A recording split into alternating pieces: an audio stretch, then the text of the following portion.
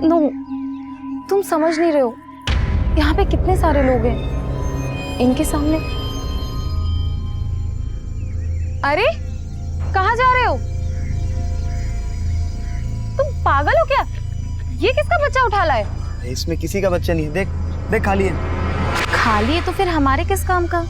वहाँ भी तो बेकार ही पड़ा था, कम से कम हमारे किसके तो काम आएगा।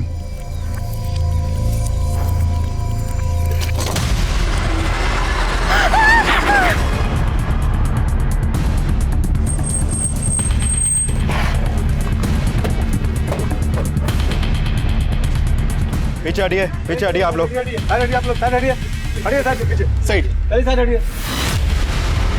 सर हम झूठ नहीं बोल रहे, ये प्रेम वहाँ लवारिस पड़ा हुआ था। सोने सर, दोनों का फोन नंबर और एड्रेस लो। सर, लाश का सर गायब है और बॉडी को कई टुकड़ों में काट कर बॉडी को यहाँ गार्डन में लाकर डंप किया गया, तो किसी ने तो देखा होगा। सर गार्डन और गार्डन के आसपास कहीं कोई सीसीटीवी नहीं है, लेकिन लोगों से पूछताछ चल रही है, शायद किसी ने कुछ फिटनेस किया हो। बॉडी को पोस्टमार्टम के लिए भेजिए। होगा।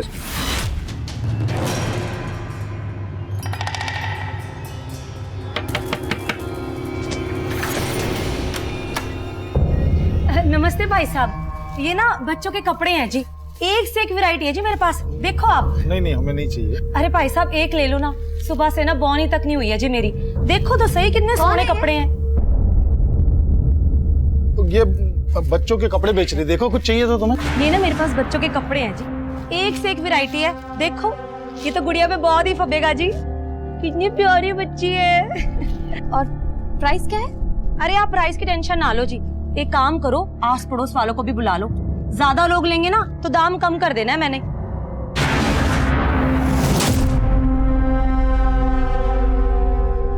ये देखो जी बहन जी, एक से एक वैरायटी है मेरे पास, ये सारे कपड़े ना लुधियाना की फैक्ट्री से लेके आती हूँ जी मैं। यही कपड़े अगर आप मॉल में जाओगे ना 10 गुना ज्यादा रेट पे मिलेंगे आपको।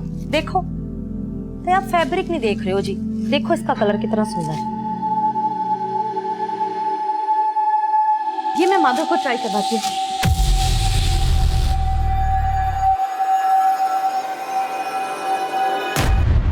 बेटा मैं रोटी और ला रहा हूँ। अरे परमीला भाभी, आपने तो पूरा मार्केट लगा दिया आज। अरे बहन जी तुसी भी देखो ना कितने सोने सोने पीस है, ये देखो। हाँ।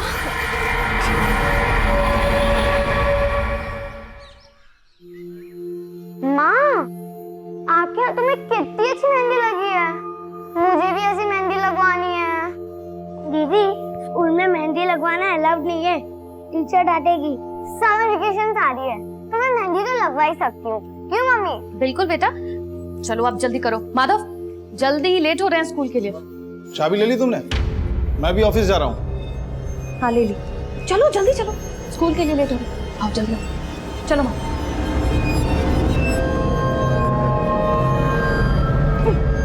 आराम से।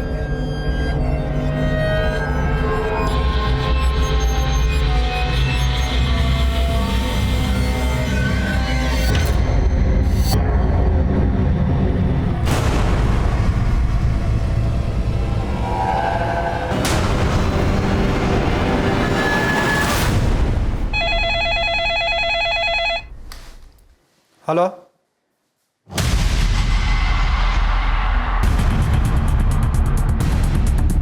चेक करो। सर, वो लावारिस बैग पड़ा देखा तो यहाँ के लोगों ने कंट्रोल रूम में फोन किया, हमने चेक किया तो देखा ये बैग लाश के टुकड़ों से भरा पड़ा है। सर ये देखिए, हाथों में मेहंदी लगी है, पक्का ये लाश किसी औरत की है, लेकिन सर इसका सर गायब है। 3 महीने पहले हमें प्रेम में जिस औरत की कटी हुई लाश मिली थी उसका भी सर गायब था। सर मॉडस ऑपरेंडी सेम है, लेकिन हम उस औरत की पहचान पता नहीं कर पाए थे, और यहाँ भी क्रिमिनल ने इस औरत की पहचान पता करने का कोई क्लू नहीं छोड़ा।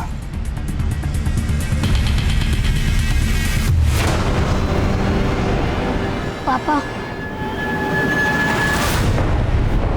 पापा बोलो ना, मम्मी कब आएगी?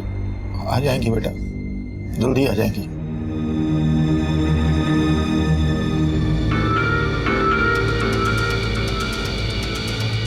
सर बॉडी को कई टुकड़ों में काटा गया है और सिर भी गायब है। सर 3 महीने पहले जो लाश हमें प्रेम में मिली थी उसको भी कई टुकड़ों में काटा गया था। उस बॉडी का और इस बॉडी का काटने का पैटर्न बिल्कुल सेम है।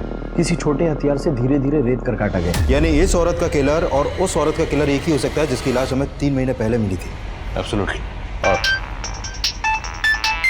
एक्सक्यूज मी, बोले यादव। सर, साईनगर थाने में प्रमिला नाम की एक औरत की मिसिंग कंप्लेंट फाइल हुई थी। सर, कंप्लेंट उसके पति गोविंद ने दर्ज करवाई थी। इस गोविंद को बॉडी की शिनाख्त के लिए बुलाओ। Okay sir.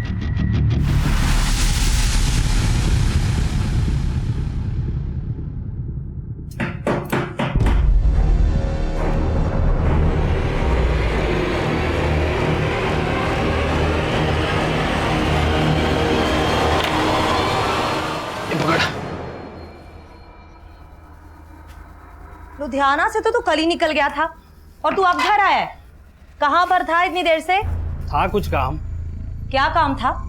साला इतनी दूर तो टेम्पो चला के आया और ऊपर से तो सवाल जवाब शुरू कर रही है। फिर चाय बना दे, बहुत थक गया हूं मैं। एक दरवाजे से दूसरे दरवाजे जा जाके ना मैं भी बहुत थक जाती हूँ। जानता हूँ, पर एक चाय तो बना दे। रुक, तू ना ये सब्जी काट दे। खाना खाना है ना तो मदद करनी पड़ेगी मेरी।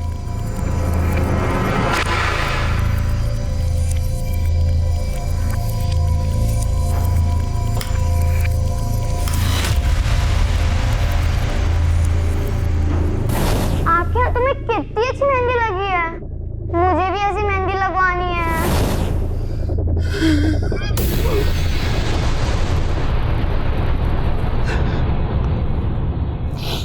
कल आखिरी बार मेरी प्रमिला से फोन पे बात हुई सर। गोविंद, आज आप फिर टिफिन ले जाना भूल गए? हाँ जानता हूँ, डोंट वरी, कुछ खा लूंगा बाहर में। वैसे बनाया क्या तुमने? मटर पनीर। लेकिन आप क्यों पूछ रहे हैं? आप तो वैसे भी बाहर खाने वाले हैं। अरे तो रात को घर पे आके खा सकता हूँ ना। अच्छा गोविंद, वो बच्चों के स्कूल से आने का टाइम हो गया तो मैं फोन रखती हूँ, उन्हें लेने जाना है। सर, फिर मुझे पता चला कि प्रमिला बच्चों को लेने पहुंची नहीं थी। बच्चे वहां वेट करते रहे। फिर किसी पड़ोसी ने देखा तो वो बच्चों को लेके घर आए। वो घर आए तो देखा कि वहां ताला लगा हुआ है।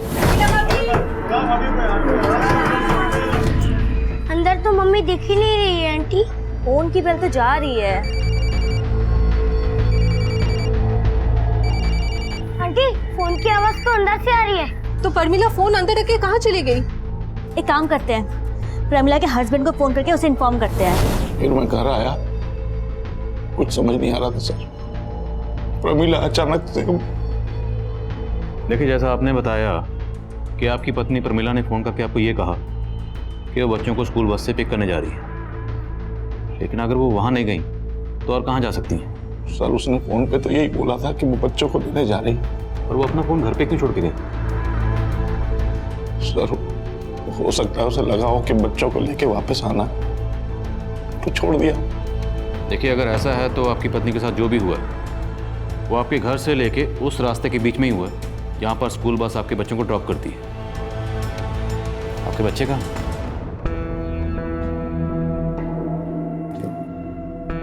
अरे, आप लोग खाना क्यों नहीं खा रहे हो? देखो मम्मी आ जाएंगी। अगर यहाँ मन नहीं लग रहा तो हमारे घर चलो, बादल भी स्कूल से आ जाएगा, फिर खूब मस्ती करेंगे, खेलेंगे और खाना भी साथ में खाएंगे। चले? मुझे कुछ नहीं खाना आंटी। बेटा,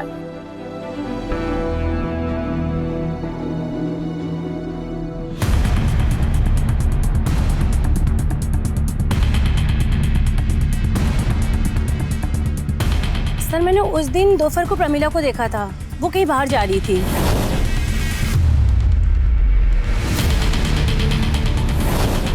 तो उस दिन प्रमिला को देख के आपको लगा कि वो कुछ अपसेट है या आपको कुछ अजीब लगा?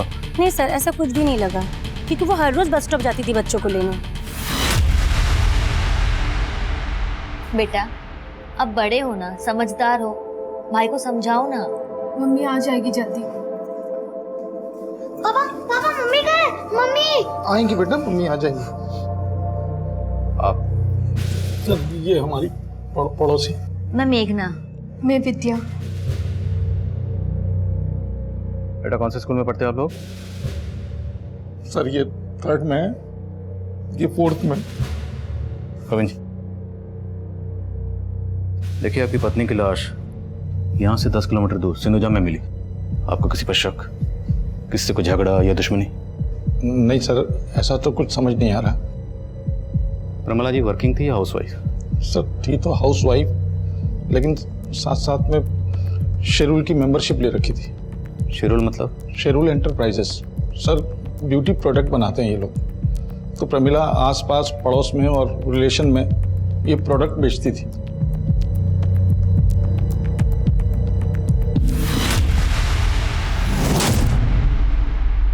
सर, हमने प्रमिला के आस पड़ोस में कई लोगों से बात की। उनसे प्रमिला के पति गोविंद के एक अफेयर के बारे में पता चला। अफेयर? हाँ सर, एक्चुअली प्रमिला के पड़ोस में एक विद्या नाम की औरत भी रहती है। सर ये विद्या अभी 4 महीने पहले ही अपने पति के साथ वहां पर शिफ्ट हुई थी। इसका पति ऑफिस टूर पे ज्यादातर बाहर ही रहता है सर, और इस गोविंद का इस विद्या के घर में काफी आना जाना है। सर गोविंद और विद्या का पक्का अफेयर था, तभी तो प्रमिला को शक था गोविंद पर। शक? सिर्फ शक ही नहीं था सर, गोविंद और प्रमिला का तो आए दिन इसी बात पर झगड़ा होता रहता था। और सर प्रमिला के दोनों बच्चों को बस स्टैंड से विद्या ही घर लेकर आई। और विद्या का गोविंद से अफेयर है। और गोविंद ने हमें यह बताया था कि प्रमिला ने उसे फोन पर यह कहा था कि वो बच्चों को स्कूल बस से लेने जा रही। लेकिन हो सकता है कि प्रमिला ने गोविंद को ऐसा कुछ कहा ही ना, बल्कि इस गोविंद ने खुद प्रमिला को कहीं बुलाया और उसका कत्ल कर दिया। बुलाओ इन दोनों। Okay sir.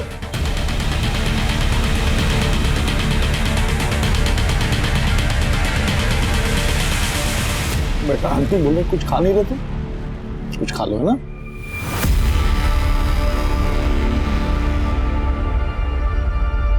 गोविंद जी आपको हमारे साथ थाने चलना होगा, और विद्या जी आपको भी। मुझे क्यों? थाने चलिए, बताते हैं। मेघना जी बच्चों का ख्याल रखना।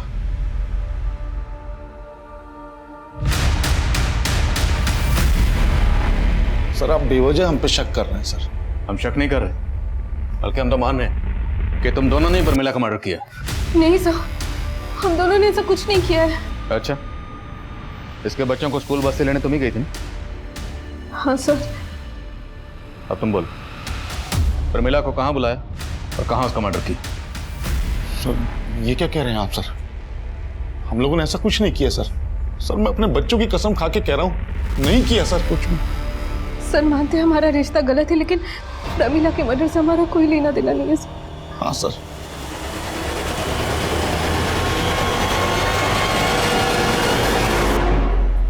इस बार बिल्कुल रद्दी माल लेकर आया तो लुधियाना से, कोई माल खरीदने को तैयार नहीं हो रहा। ऐसा करेगा ना तो धंधा चौपट हो जाना है अपना। हाँ घूर क्या रहा है, मारेगा मुझे? आराम से। आजकल ना बहुत गुस्सा आने लग गया तुझे। ठीक से रख सामान, काम में दिमाग लगता नहीं है तेरा बस।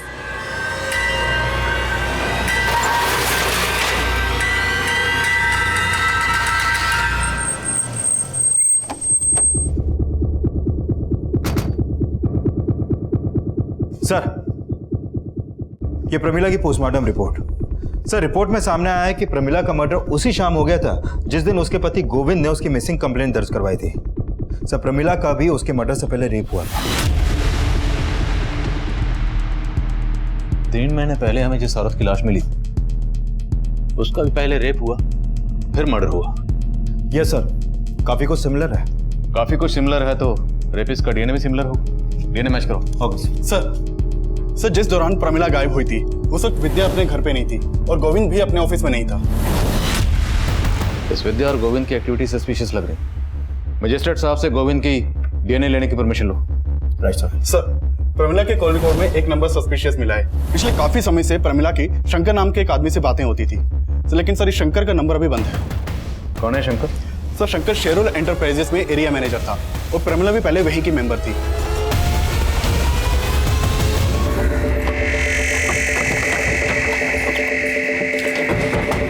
यस सर, शंकर पहले हमारी कंपनी में था। उसी ने प्रमिला को हमारी कंपनी में इंट्रोड्यूस किया था, पर सर बाद में प्रमिला ने उसकी कंप्लेंट की। सर कैसी कंप्लेंट? शेरूल एंटरप्राइजेस का जो प्रोडक्ट इस बार मेरे बनाए हुए मेंबर्स को अलॉट हुआ है वो नकली है। ये आपसे किसने कहा? अरे किसने कहा मतलब, मैंने खुद चेक किया है। देखिए मैम आप इधर आइए। मुझे कहीं आने की जरूरत नहीं है, आप मेरी बात सुनिए। शेरूल एंटरप्राइजेस का टैग उस प्रोडक्ट पे है, लेकिन प्रोडक्ट नकली है। देखिए मैम आप आराम से बात कीजिए, मैं आपको प्रमिला की कंप्लेंट जायज थी सर, हमने इंक्वायरी की तो पता चला कि सिर्फ प्रमिला नहीं, ऐसी कई और औरतों को भी चीट कर रहा था। सर एक्चुअली शंकर थोड़ा सा कैरेक्टरलेस था। थोड़ा सा मतलब? Actually he is a womaniser. हमारे ऑफिस में काम करने वाली और भी कई फीमेल एम्प्लॉयज़ ने उसकी कंप्लेंट की। हमारी कंपनी की रेपुटेशन का सवाल था तो हमें उसे जॉब से निकालना पड़ा। आपने शंकर को जॉब से कब निकाला?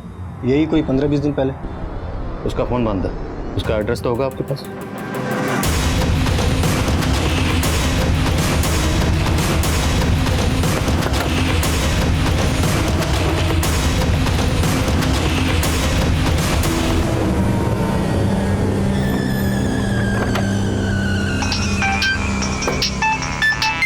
हाँ विकास। सर शंकर के घर में ताला लगा है। आसपास में पूछा लेकिन किसी को भी नहीं मालूम कि इस वक्त कहाँ है वो। अब गोविंद और विद्या के अलावा ये शंकर भी हमारा सस्पेक्ट है। इस शंकर के लिए लुकआउट नोटिस जारी करो। नमस्ते जी, मैं शंकर शिरू ब्यूटी प्रोडक्ट से। मैंने आपको कॉल किया था ना? जी जी, आइए प्लीज। Thank you.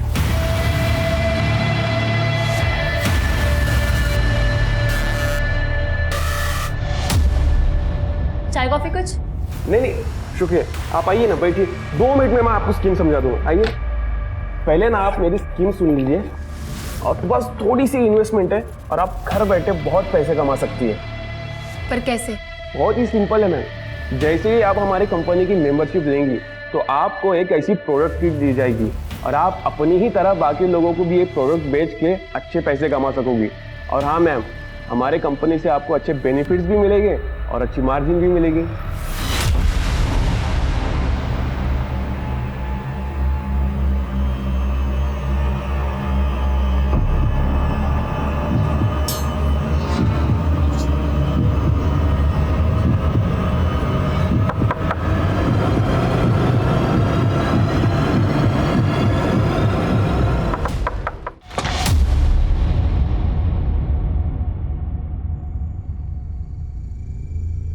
अरे सुनो, मैंने एक बेहतरीन प्लान किया है।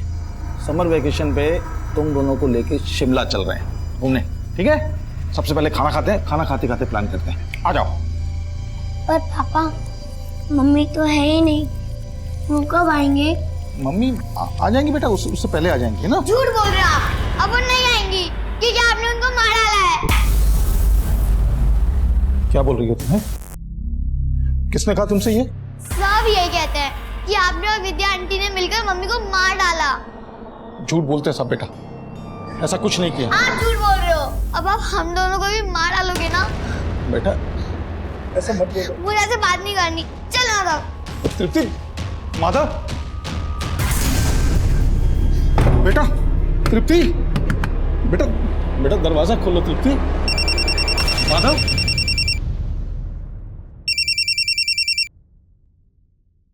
हेलो हेलो गोविंद, तुषार बोल रहा था।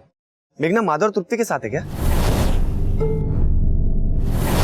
नहीं तो यहाँ तो नहीं है मेघना। पता नहीं कहाँ चली गई।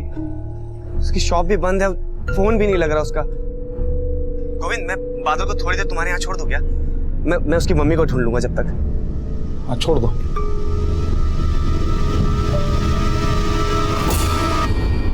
बहन जी आप एक काम करो, बच्चा मुझे दे दो, आप ना आराम से देखिए। लो। अच्छा जी, संभाल।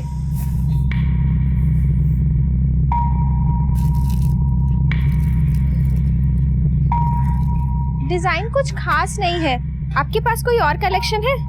जी कलेक्शन तो बहुत है मेरे पास, लेकिन वो क्या है ना, जल्दबाजी में मैं लेके नहीं आ पाई। आप ना एक काम करो, आप ना मेरे गोदाम में आ जाओ, वहाँ ना आपको बहुत सारी वैरायटी देखने को मिलेगी जी। और बहन जी आपका गोडाउन कहाँ है? आप एक काम करो, पेन और पेपर ले आओ, मैं गोडाउन का एड्रेस लिख के दे देती हूँ आपको। अभी लाई। हाँ।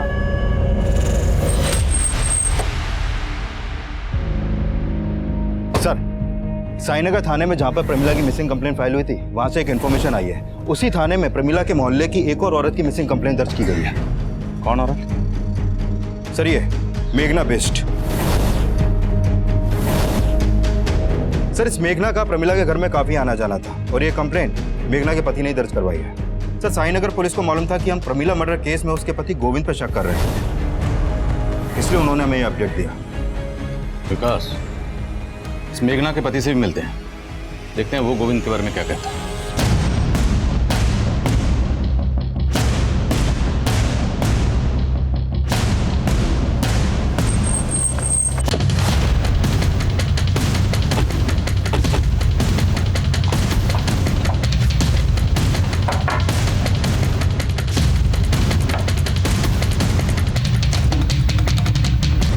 सर, साईनगर थाने की पुलिस भी मुझसे विद्या और गोविंद के बारे में पूछ रही थी, क्योंकि उनको डाउट था कि प्रमिला के मर्डर में उन दोनों का हाथ हो सकता है। लेकिन मेरी बीवी को लगता था कि प्रमिला के मर्डर में गोविंद और विद्या नहीं हो सकते।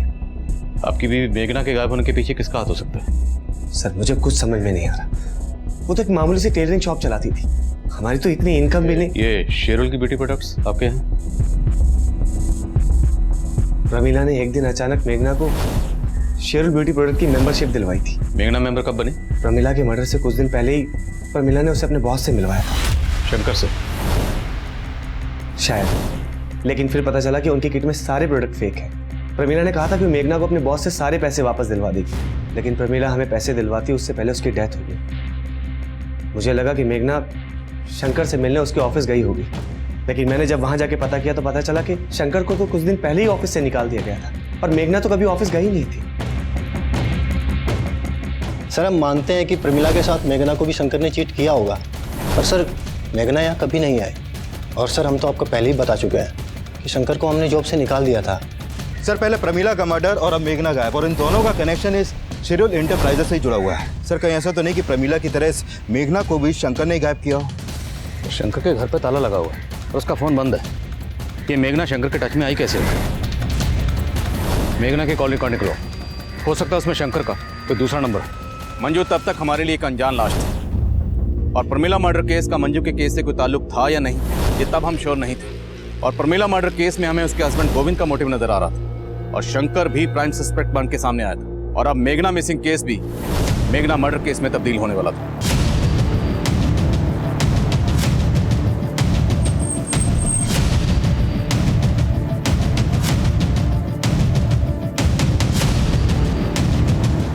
सर, इस औरत की बॉडी को भी चॉप करके डंप किया गया, इसका सर भी गायब है। कहीं ये मेघना तो नहीं?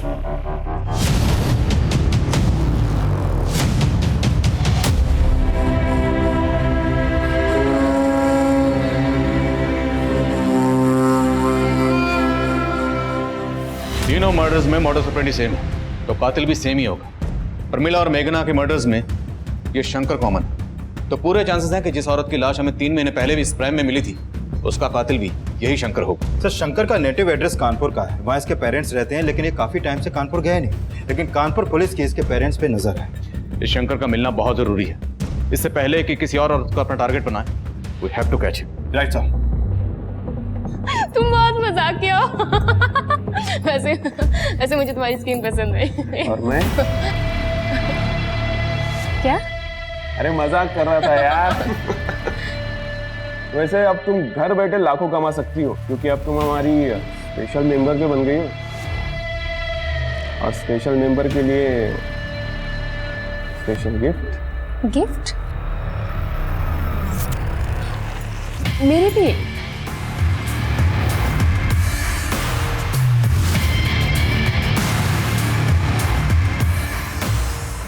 Thank you. सर, इस मेघना के कॉल रिकॉर्ड में ऐसा कोई नंबर नहीं मिला जो शंकर से कनेक्टेड हो। लेकिन सर, जिस समय मेघना का फोन रानीगंज मार्केट में बंद हुआ, उस समय गोविंद का फोन भी वहां पर एक्टिव था।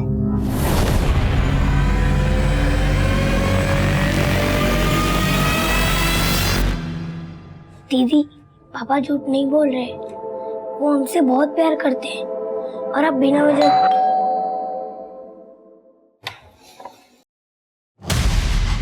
ले चलो इनको। लेकिन चलिए, मेरी बात सुनिए सर। चलिए चलिए। पापा, देखिए मेरी बात। पापा, पापा, अंकल, अंकल कहाँ ले जा रहे हो मेरे पापा को? पापा, पापा झूठे हैं। पापा नहीं, मम्मी को मारा है। अरे मैं कुछ नहीं किया यार, आप लोग बार बार पकड़ लेते हो। सर, समझते क्यों नहीं आप लोग? पहले तू हमें समझा। प्रमिला को तुमने मारा विद्या के लिए, लेकिन मेघना को मारने के पीछे तेरा मोटिव क्या था? सर, मैं बार बार कह रहा हूँ, न मैंने मेघना को मारा न प्रमिला को मारा। सर, आप कैसी बात कर रहे हैं? जिस दिन मेघना का फोन रानीगंज में स्विच ऑफ हुआ, उस दिन तेरा फोन वहीं एक्टिव था। अब ये महज इत्तेफाक तो नहीं हो सकता। सर मैं रानीगंज मार्केट गया था, लेकिन मैंने रानीगंज मार्केट क्यों गया था? सर मुझे मेघना पे शक था, इसलिए मैंने सोचा कि कहानी मत सुना। मैं सच कह रहा हूँ सर, मुझे मालूम था कि मेरी पत्नी प्रमीला ने मेघना को अपना सूट सिलने के लिए दिया है, तो मुझे लगा जिस दिन वो गायब हुई है उस दिन उसकी दुकान पे जरूर गई होगी, और मैंने मेघना से बात भी की। सर मेघना जी, प्रमीला ने बताया था कि आपके यहाँ उसने सूट सिलने के लिए दिया था, तो आखिरी बार जब बच्चों को लेने आई होगी तो आपकी दुकान पे तो जरूर आई होगी। आप नहीं गोविंद भैया, वो मेरे पास नहीं आई थी। अगर वो आई होती तो मैं आपको पहले बता देती। लेकिन आपको मुझे लेट हो रहा है, मैं भी चलती हूँ। सर मुझे लगा मेघना झूठ बोल रही है, तो मैं उस पर नजर रखने लगा और उसका पीछा करते हुए रानीगंज मार्केट गया था मैं। सर मुझे लगता है मेघना को पता चल गया था कि मैं उसका पीछा कर रहा हूँ, इसलिए वो मार्केट में चालाकी से गायब हो गई। सर चालाकी तू कर, बोल मेघना और प्रमिला को मारने के पीछे की असली कहानी क्या है? और विद्या को इसलिए फंसा रहा था ना ताकि पहले उसका रेप करे फिर मर्डर। सर क्या कह रहे हैं सर, मैंने ऐसा कुछ नहीं किया, मैं बार बार आपको बोल रहा हूँ सर। तेरी डीएनए रिपोर्ट से साफ हो जाएगा कि तूने मेघना का रेप भी किया। सर जान मत देना। सर मेरी बात का हम यही अंदाजा लगा रहे थे कि बाकी विक्टिम्स की तरह मेघना का भी रेप हुआ होगा, पर पोस्टमार्टम रिपोर्ट ने हमारे इस अंदाजे को गलत साबित कर दिया। मेघना का रेप नहीं हुआ था। पोस्टमार्टम रिपोर्ट हमें उलझा रही थी क्योंकि मेघना का कत्ल बिल्कुल वैसे ही हुआ था जैसे मंजू और प्रमिला का हुआ था, और उन दोनों का रेप भी हुआ था। उन दोनों की बॉडी पर मिला डीएनए रेपिस्ट के डीएनए से मैच हो गया था, और शक की बुनियाद पर हम गोविंद के डीएनए को उस डीएनए से मैच करवा रहे थे। शंकर की तलाश अब भी जारी थी क्योंकि शंकर का कनेक्शन मेघना और प्रमिला दोनों से नजर आ रहा था। हम मेघना और प्रमिला से जुड़ी हर छोटी से छोटी बात पता करने में लगे हुए थे, और इसी तफ्तीश के दौरान हमारी नजर में 2 सस्पेक्ट आए। सर प्रमिला के घर में एक औरत आती थी जो छोटे बच्चों के कपड़े दिखाती थी यहाँ पे, और साथ में उसका पति भी आता था टेम्पो में। पर प्रमिला के मर्डर के बाद वो दोनों अचानक आना बंद कर दिया। लाश के टुकड़ों को 4 से 6 साल के बच्चों के कपड़ों में छुपाया गया। अच्छा कौन थी वो औरत, कुछ मालूम है तुम्हें? सर वो बोलती थी कि लुधियाना में किसी फैक्ट्री से वो सामान उठाती है और इधर लाके बेचती है। सर जो औरत प्रमीला और मेघना के घर बच्चों के कपड़े बेचने जाती थी उसका पता चल गया। चित्रा नाम है उसका, और उसके पति का नाम है नवीन।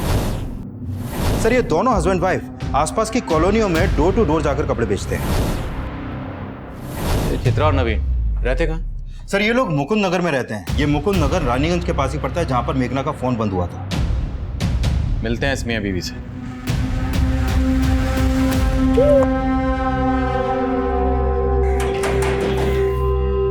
जी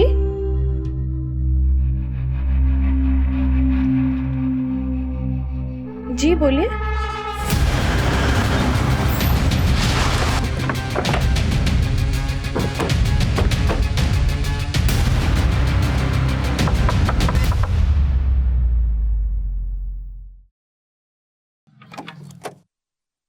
चित्रा जी चेक करो सब्जेक्ट। अरे कोई भी गाना छोड़ना सर, है ये सब आप कोई लोग ना क्या कोई कर रहे जरूर हैं? मिलेगा। चेक कर, अरे मेरे घर में इस तरीके से छानबीन क्यों कर रहे हैं सर? अभी पता चलेगा। सुना तो डोर टू डोर जाकर डिलीवरी नहीं करती, कस्टमर को अपने डोर तक भी बुलाती।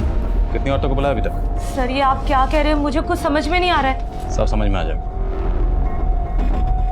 ये कपड़े तो नहीं बेचे हैं? नहीं सर, ये कपड़े मैंने किसी को नहीं बेचे जी। अच्छा, तब तो तू इस आदमी को भी नहीं जानती होगी। नहीं सर, मैं इस आदमी को भी नहीं जानती। तेरा पति कहाँ है? जी वो तो लुधियाना गया हुआ है। झूठ बोलती है? मैडम जी मैं झूठ नहीं बोल रही हूँ, सच बोल रही तेरे हूँ। पति का फोन नंबर और टेम्पो का नंबर बोल। ठीक है सर जी। सर चित्रा के पति नवीन का नंबर अभी रानीगंज में एक्टिव है। और उसकी बीवी बोली थी वो लुधियाना गया। उसके फोन की एग्जैक्ट लोकेशन ट्रैक करने के लिए कहो और बोलो तुरंत मेरे फोन पे भेजें। सर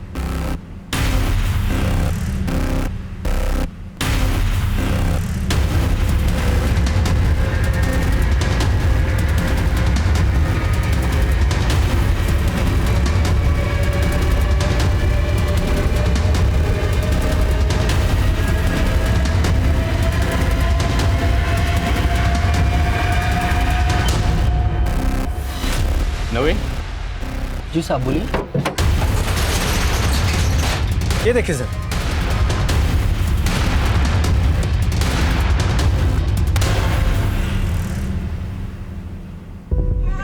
ये बच्चा कहाँ से आया? साहब मुझे नहीं पता है बच्चा मेरे टेम्पो में कैसे आया साहब। साहब यकीन मानिए मैंने कुछ नहीं किया साहब। तू जो करता तेरी बीवी भी जानती है ना। सीधा सीधा बोल वरना उधेड़ के रख देंगे। सर मैं लुधियाना जा रहा था, वो रानीगंज मार्केट से गारमेंट वाले का पेमेंट उठाना था, इसलिए मैं वहाँ रुक गया। आप चाहे तो पता कर सकते हैं। ये ऐसे नहीं मानेगा, उधेड़ ऐसे बोल। सर इस नवीन को बहुत तोड़ा, लेकिन वो किसी भी मर्डर में अपना हाथ होने से इनकार कर रहा है। और मैंने कंफर्म किया कि वो आज वाकई में रानीगंज के गारमेंट शॉप से अपना पेमेंट लेने ही गया था। मुझे सर नवीन की बीवी चित्रा ने उस बच्चे को आइडेंटिफाई किया है जो उनके टेम्पो में मिला था। उसने बताया कि वो बच्चा उसकी एक कस्टमर अनुषा का है। लेकिन सर चित्रा इस बात से खुद हैरान है कि बच्चा उसके पति नवीन के टेम्पो में कैसे पहुंचा। अनुषा, पता करो ये अनुषा कहाँ रहती। सर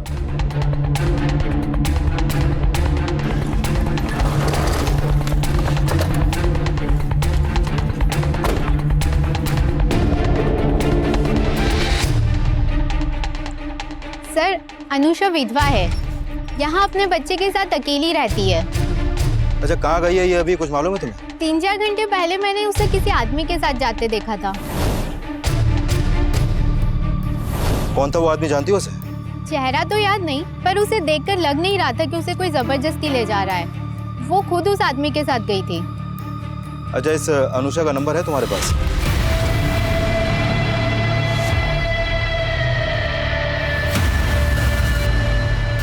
सर अनुषा का फोन भी रानीगंज मार्केट में बंद हुआ था। रानीगंज, और रानीगंज से हमने नवीन को पकड़ा था बच्चे के साथ। सर ये नवीन अभी भी कुछ नहीं उगल रहा है, और मैंने कंफर्म किया कि ये अनुषा के घर के बाहर देखा ही नहीं गया है। सर हो सकता है ये अनुषा किसी और के साथ मार्केट गई हो। शंकर, हो सकता है ये नवीन शंकर को जानता और अनुषा का बच्चा शंकर ने नवीन को दिया। साहब मैं शंकर को नहीं जानता, पता नहीं वो बच्चा मेरे टेम्पो में कैसे आया। साहब मैं कुछ नहीं आया साहब, साहब मैं सब बोल रहा हूं साहब ने। सर शंकर के पेरेंट्स का नंबर हमारी सर्वेलेंस पे था। सर शंकर के पेरेंट्स के नंबर पे इस नंबर से फोन आया था। जब इस नंबर के बारे में पता किया तो पता चला कि ये शंकर का ही दूसरा नंबर है जो आगरा के एड्रेस पर रजिस्टर्ड है। सर ये नंबर को ट्रेस कर लिया गया है, इस वक्त लखनऊ में एक्टिव है।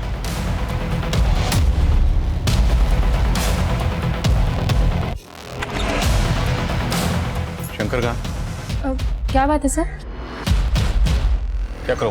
अरे बात क्या है? अंदर चेक करो, सब जगह चेक करो। क्या कर रहे हैं ये?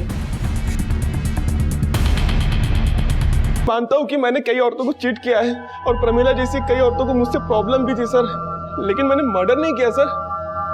तो फिर इतने दिनों से गायब क्यों था? सर मैंने फ्रॉड किया था इसलिए गायब हो गया था। ये ऐसे नहीं मानेगा, प्लीज कंटिन्यू। बोल।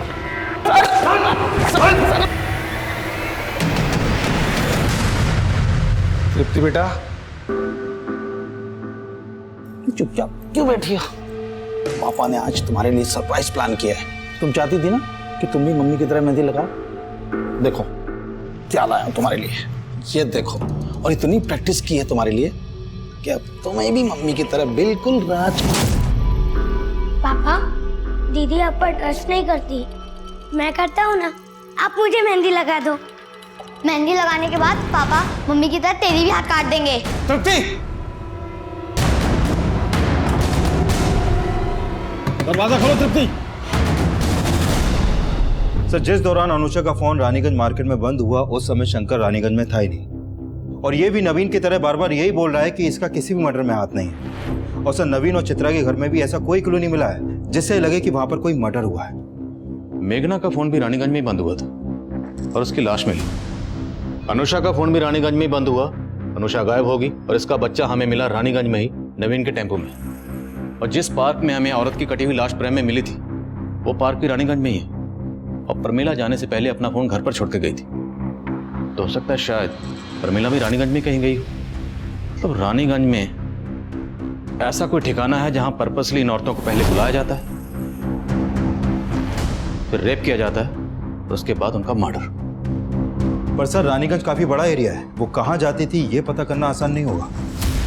पर पता करना तो है ना। रानीगंज में जहां जहां सीसीटीवी है सब जगह की सीसीटीवी फुटेज निकालो, उसे खंगालो, खासकर उस वक्त की जब हमें इस औरत की कटी हुई लाश वहां मिली थी। हो सकता है इससे हमें इस औरत की पहचान मिले और हम कातिल तक पहुंच जाएं। हम अब भी ऐसी कई कोशिशें कर रहे थे जिनको अंजाम तक पहुंचाना आसान नहीं था, लेकिन इन कोशिशों के कुछ नतीजे हमारी टीम का हौसला बढ़ा रहे थे। सर आपका अंदाजा बिल्कुल सही था। प्रमिला की हत्या वाले दिन वो रानीगंज मार्केट के एक सीसीटीवी में कैप्चर हुई थी और मेघना उसी मार्केट के दूसरे सीसीटीवी में। ये देखिए सर। लेकिन इसके बाद ये लोग कहाँ गए होंगे इसका पता नहीं चल पाया।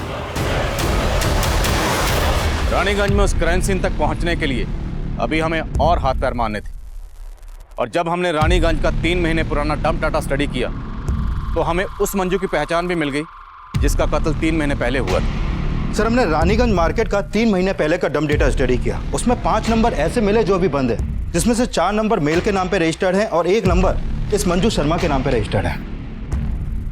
सर इस मंजू की उम्र लगभग 26 साल की है और जिस औरत की लाश हमें 3 महीने पहले मिली थी उसकी उम्र भी 25 से 28 साल के बीच की थी। और ये नंबर तो मथुरा के एड्रेस पर रजिस्टर्ड है।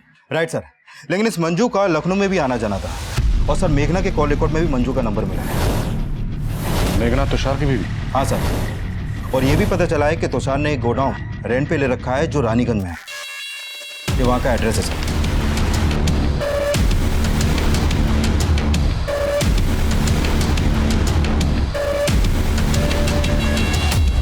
साला सारा कसूर मेरी खोपड़ी का है। सेक्स के सिवाय मुझे कुछ दिखता ही नहीं। बागपत में इसी आदत ने 2 औरतों को मरवा दिया था मुझसे।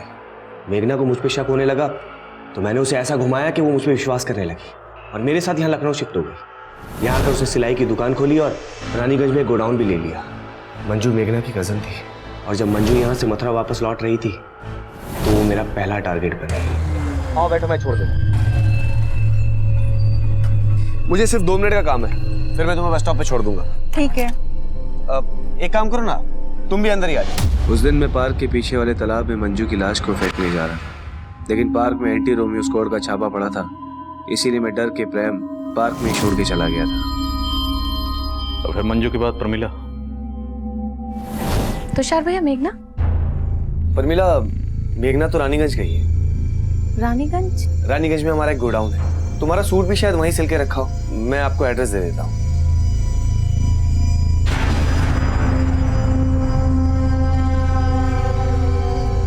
मंजू और प्रमिला के मर्डर के बाद मेघना को मुझ पे शक होने लगा, इसलिए मुझे उसे भी रास्ते से हटाना पड़ा। इसलिए बहाने से मैंने उसे गोडाउन पे बुलाया और फिर